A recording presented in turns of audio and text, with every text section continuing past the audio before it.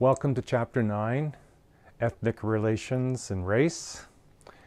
And the part we're going to be focusing on here will be some definitions around race and ethnicity, and also looking at prejudice and discrimination. Now, certainly these are things that are terms that we've heard of before, but we want to make sure we have a good, clear understanding of what those terms mean.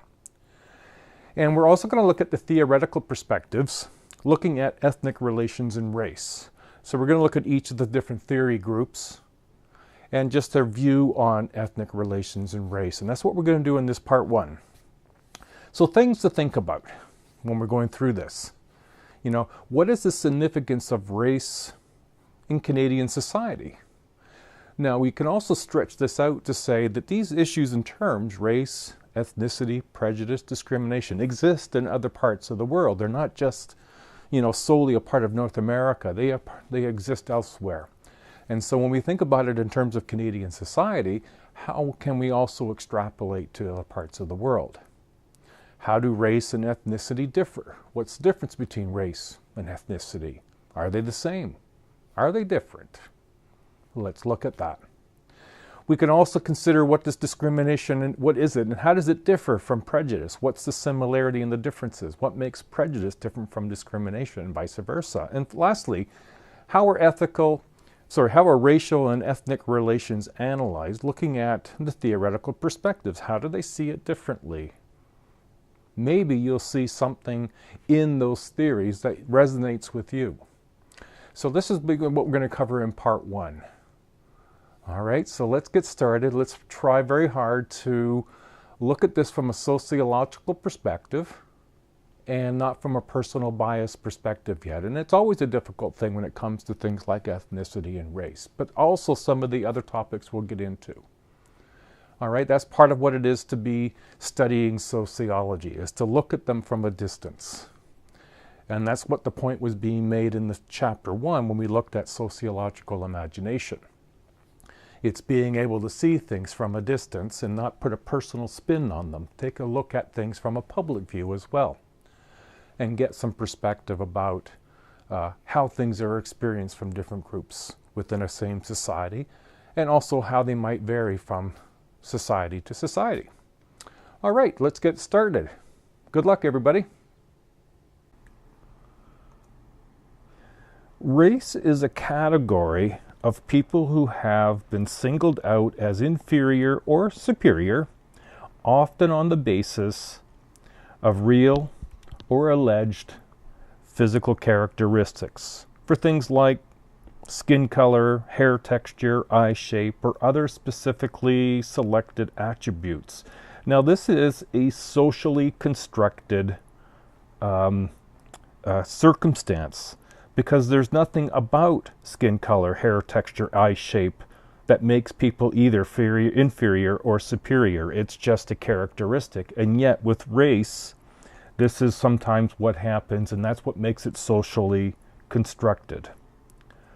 Now, an ethnic group is a collection of people distinguished by themselves, by others, or by themselves, primarily on the basis of culturally or national characteristics. Ethnic groups have the following characteristics. Usually they have cultural traits like clothing, music, or religion that distinguishes them. Now think in terms of some of this. Now, if you're in another country, like say Kosovo, or in Australia, or in France, or in South America and Brazil, and you look at a Canadian, you will recognize certain clothing, music, or even religion that separates them from you. And that's part of your ethnicity. A sense of community, a feeling of ethnocentrism. I'll get into that on the next slide. Ascribed membership from birth. Now, ascribed means that it's nothing that you earn. It's something that you're born into. And there's a certain amount of territoriality, which just means that we are all in a sort of a geographic area that separates us from others. And that's what makes us an ethnic group of Canadians. We have borders that separate us from the United States. And if you've been following the election in the States, you might be happy with that border and whatever fence might be built to separate us from them. Now, the significance of ethnicity and race is that ethnicity and race form a base for a hierarchical ranking. Now, whether that's good or bad, it is significant, and that's an important feature here. The dominant group holds power over others. Now, there was a classical study that was done, that was the vertical mosaic by John Porter, that revealed strong links between class, ethnicity, and race. And so this whole issue of ethnicity and race is something that's an important feature of most societies around the world. Now, if we look at majority and minority groups, majority, this is the dominant group, is the group that is advantaged and has superior resources and rights in a society, whereas the minority group, or the subordinate group, is a group whose members, because of physical or cultural characteristics, again, this is a culturally subjective perspective, it's socially constructed, are disadvantaged or subjected to unequal treatment by the dominant group, and who regard themselves as objects of collective discrimination. Now, a distinction here that's important: in majority doesn't mean the most, and minority doesn't mean the least. It oftentimes gets put in the reverse order, where the majority might be represented by the fewer of the population, whereas the minority might be the bulk of the population. Now, with visible minorities, this refers to an official government category of non-white or non-Caucasian persons. Some examples: Black people, Chinese, Japanese, Koreans, Filipinos, Arabs. There's over 5 million, or 1 in 6 Canadians, that are visible minorities. Minority does not necessarily mean small. It refers to power or lack thereof of power. Look at this particular chart here. You can see that over time, from 1981 to 2006, both the number and the percentage of visible minorities in Canada has increased. What we will have noticed is, over time, where the different people are coming from in the world has changed over time. If we look at prejudice, prejudice is the negative thinking or the negative attitude based on preconceived notions about members of a selected group. Now, the word comes from, in Latin, pre, which is before, and Judaism, which is judgment. And so it's prejudgment. Now, this prejudgment can have racial overtones, so racial prejudice, which involves the belief that certain racial groups are innately inferior to others and have a disproportionate number of negative traits. Now, again, this is about skin color, hair type. It's socially constructed. There's nothing about those characteristics that make somebody less able to do something, or having certain types of hair and skin color enables you to do things better. And so it's an important distinction. Prejudice is about the thinking, the attitude. Prejudice is rooted in ethnocentrism and stereotypes. Now, ethnocentrism is the tendency to regard your own culture or group as the standard. So this is to say that, our way of doing things is superior, whereas other groups are seen as inferior. Now, certainly, if you're at a sporting event, you cheer for your team as being better than another team's, and that's the less damaging sort of an experience. However, when it comes to looking at culture and you're looking at another culture, ethnocentrism is to say that we see ourselves as the standard. You have to remember that other cultures look at us where they see themselves as the standard, and maybe we're not seen in the kind of light we think we are. And so the other component about this is stereotype. And stereotypes are overgeneralizations about appearance, behavior, or other characteristics of members of a particular group.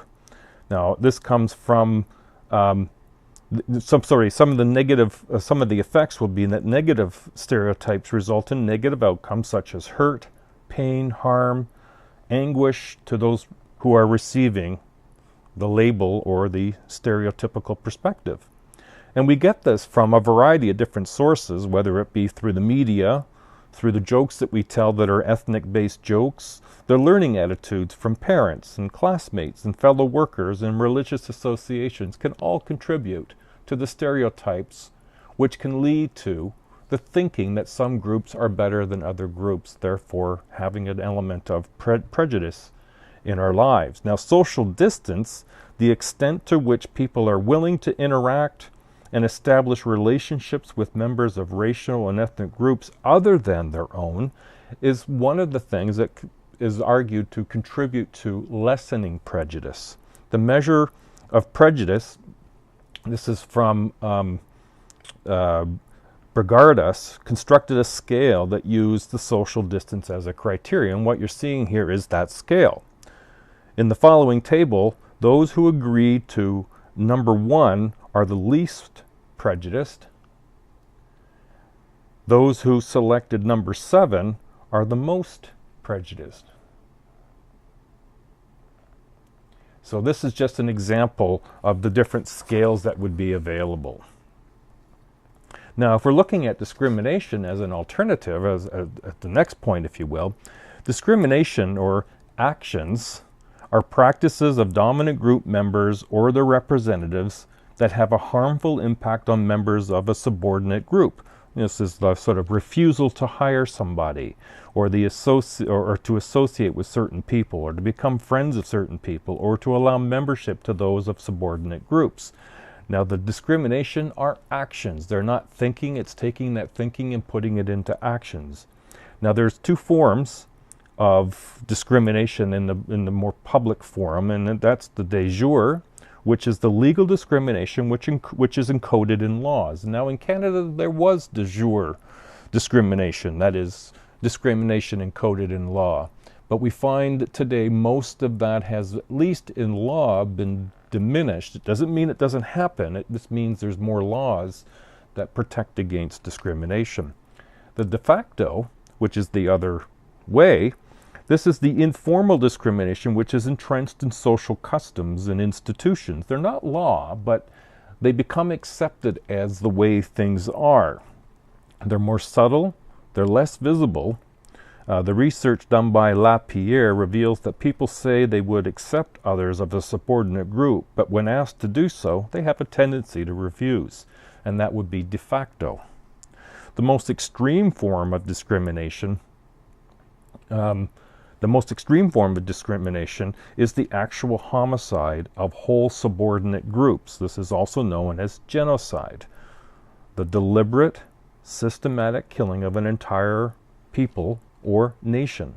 Now, this has certainly happened over time, whether it be the killing of the Native Americans by Europeans, the Nazis' destructions of Jews, the ethnic cleansing of Muslims in the former Yugoslavia by Serbs. We've seen it all around the world. That would be the actions of discrimination in an extreme form. So, racism. What is racism?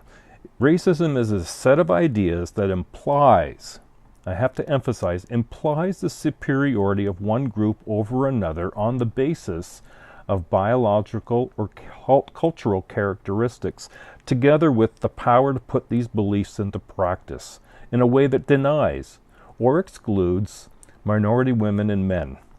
So this is the very high end, and this is the actions, again, based on a socially constructed belief, but not based on anything that's fact-based. Cultural and biological differences are so minute between different groups, it's hardly worth acknowledging. I mean, the difference between a chimpanzee and a human is less than 2% genetically. So the difference between men and women, whether they are of the same race or different race, has to be far less than that. And so when you look at the difference between races, to think that one race is more superior than the other based on less than 1% of the genetic material, it's kind of hard to understand. Now, there are different types of racism, and some of them exist certainly in our own experience. There is, of course, overt racism. This is making public statements about the inferiority of members of a racial or ethnic group. And we've seen there's been different examples of this, even in Canada in 1998, in Surrey, BC, the beating death of a 65-year-old Sikh temple employee. Polite racism is another form. And this is something that's often described about Canadian racism. It's an attempt to disguise a dislike of others through behavior that outwardly is prejudicial.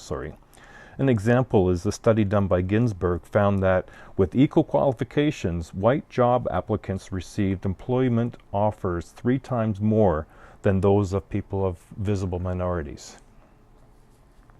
And so it's not that it's overt actions against somebody, but it's subtle, less overt, nonetheless still exists.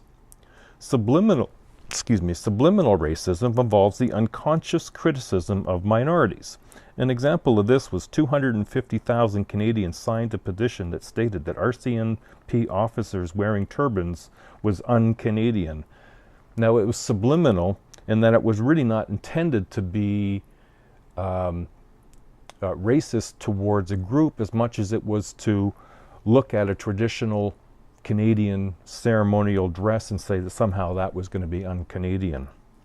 And lastly, there is industrial racism, and this is made up of rules, procedures, and practices that directly and deliberately prevent minorities from having full and equal involvement in society.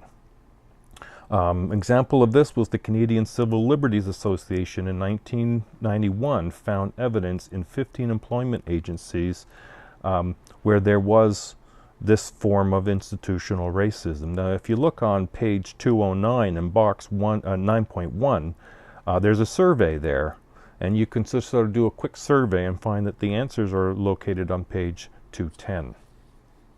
And that survey is a survey that was done by others, so you can just sort of see how you can, you stack up against other people. Now, lastly, what we'll look at will be the different theoretical perspectives and how they view these issues of ethnic relations and race. And we're going to start with symbolic interactionalists. Now, you're noticing a pair of sunglasses there, and what I want you to consider when looking at theories is theories are like wearing different colored sunglasses looking at the very same thing, that even though you're looking at the same thing, by looking at them with different colored glasses, you have a slightly different view of those experiences. And so none of these theories are absolutely right on about everything. However, they do see ethnicity and race in a way that's different from one another. And that's what we're going to look at. So we're going to begin with symbolic interactionalists. And the theme here is an awareness of the importance of intergroup contact. And remember, symbolic interactionalists are the one theory that is strictly micro meaning looking at the relationships between individual people. So the awareness of the importance of intergroup contact and the fact that it may either intensify or reduce racial and ethnic stereotype and prejudice. And so because of the kind of interaction you can have in intergroup or between friends or between individuals at your school, at your employment, at your soccer game, that contact can either intensify or reduce racial and ethnic stereotyping and prejudice. So they have what they call the contact hypothesis. The contact between people from different groups should lead to favorable attitudes and behaviors when certain factors are present. So 1, you have equal status. 2, you pursue the same goals. 3, you cooperate with one another in achieving those goals. And 4, receive positive feedback with the where they interact with one another in a positive, non-discriminatory way. So that if those 4 things are in play, then you're more likely to have a favorable shift in terms of attitudes and behaviors about different people. And so this is about face-to-face contact, symbolic interactionalists. Now the functionalists, as mentioned in the first chapter, are kind of the traditionalists.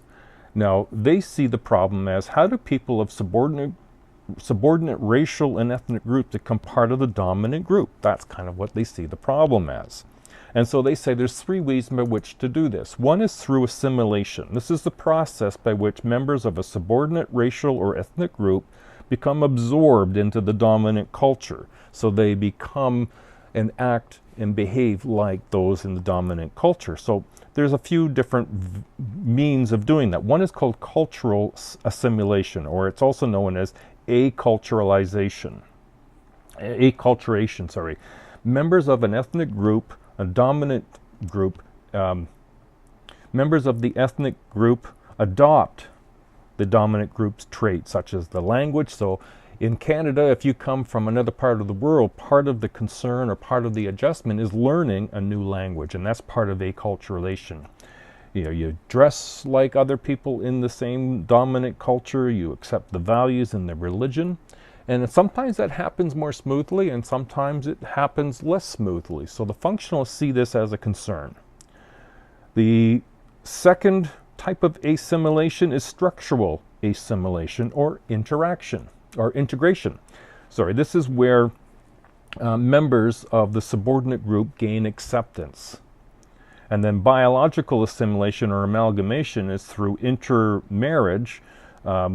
We see more assimilation based on that relationship, and then having children and sort of building into the dominant culture through biology.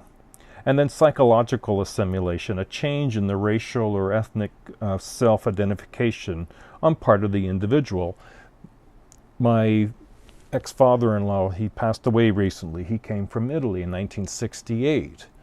And he would see himself as Italian when he first arrived, but as he became more and more Canadian, he was Canadian-Italian. So he became psychologically assimilated in a way. He started to see himself more Canadian than Italian.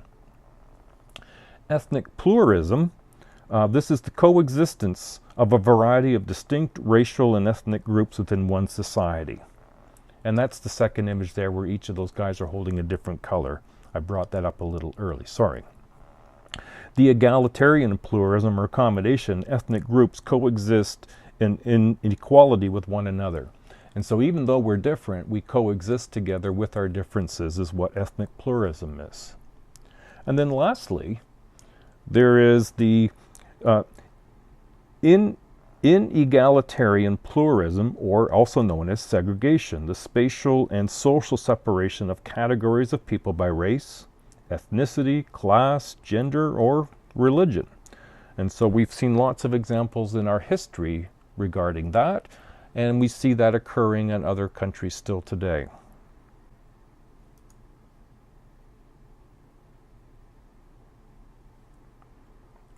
All right, we're going to look at conflict theory. Now the theme in conflict is a focus is on the economic stratification. Now conflict theory always looks at the economy or the economics, who's got what resources. And so here they're looking at the economic stratification and access to power, which informs our understanding of ethnicity and race. So one of the first components was internal colonialism, in a situation in which members of a racial or ethnic group are conquered and colonized and forcibly placed under economic and political control by the dominant group. So we could look at the examples of Indigenous people in Canada as having had that experience. Now, one of the elements that, one of the theories, if you will, that conflict theory brings in is what's called split labor market theory. And with split labor market theory, the division of the economy is in two areas of employment.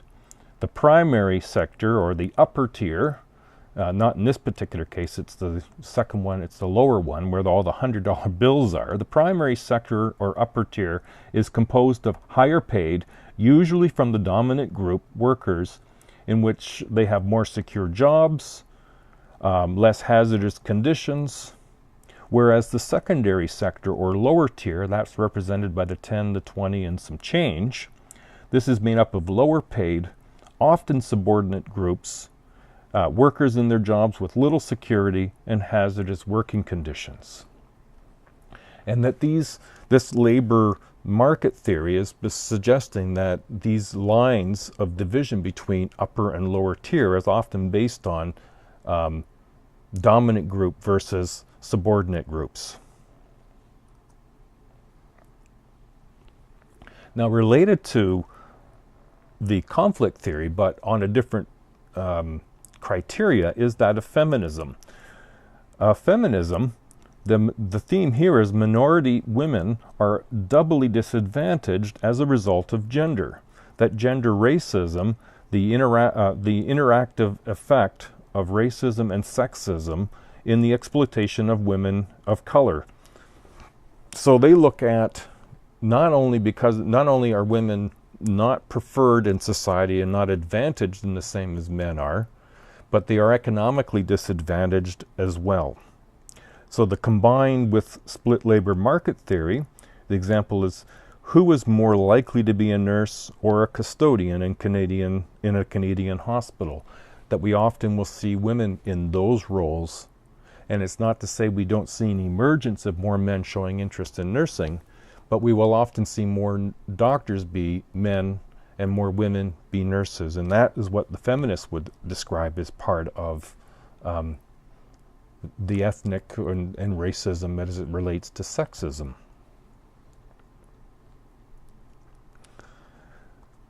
All right, now we're going to move into postmodern. Now, postmodern, the theme here is a high accent on race and ethnicity being totally socially constructed. People are not born into a race or ethnic group, they choose them and give them these terms of subjective meanings. Now, they would refer to what is known as discourse, the different ways of constructing knowledge and social practice. Now, there's a racist discourse. This is the identifiable repertoire of words, images, and practices through which racial power is directed against ethnic and racial minority groups. These theorists want to deconstruct race and ethnicity and to challenge the assumptions and meanings embedded in the social science of race and ethnicity. So instead of allowing those things to carry on, they want to examine the images in the language and deconstruct it to challenge the assumptions behind those words and images to clarify the unity that can exist between people. And then there's discourse of denial, which is racism simply does not exist in our Canadian democratic society. And of course, that's not true.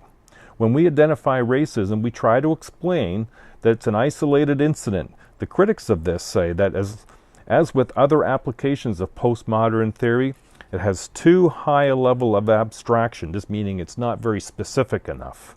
And it's hard to understand. It offers no basis for evaluating race relations as good or bad. But postmodern, that's not been their sort of cup of tea, as it were.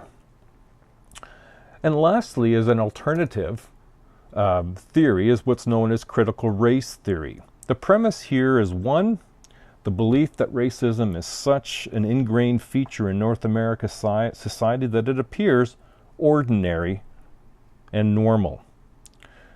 And secondly, interest convergence is a critical factor in bringing about social change. Interest convergence is the belief that white elites tolerate racial advantages only if the elites will achieve their own interests.